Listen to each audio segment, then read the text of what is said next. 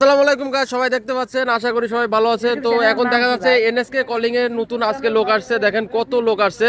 তো সবার একটু পরিচয় নি ভাই। হৃদয় হৃদয়, দেশের বাড়ি কোথায়? দেশের বাড়ি কিশোরগঞ্জ। কিশোরগঞ্জ। ভাই মোহাম্মদ নাবিনুর রহমান, দেশের বাড়ি কিশোরগঞ্জ। দেশি ভাই? মোহাম্মদ সিয়াম হুসাইন, দেশের বাড়ি? ময়মনসিং। দেশি ভাই? মোহাম্মদ ইউনুস আলী, চাঁদপুর জেলা। দেশি ভাই? মোহাম্মদ রাজীব মোল্লা, চাঁদপুর জেলা। ও, এই তো পুরনো। ও আচ্ছা, ঠিক আছে ভাই, আপনারা কতজন আইছেন? 70 জন। একটু লাইন দিয়ে দাঁড়ান, হালকা করে, মানে ভালোভাবে দাঁড়ান।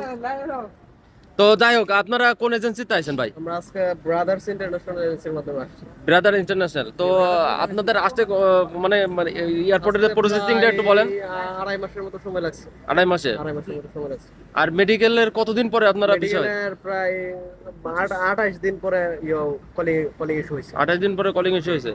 আপনারা আসছেন কয়টার সময় এয়ারপোর্টে? এয়ারপোর্টে আসছে আজকে প্রায় 8টা 11টা বাজে। 11টা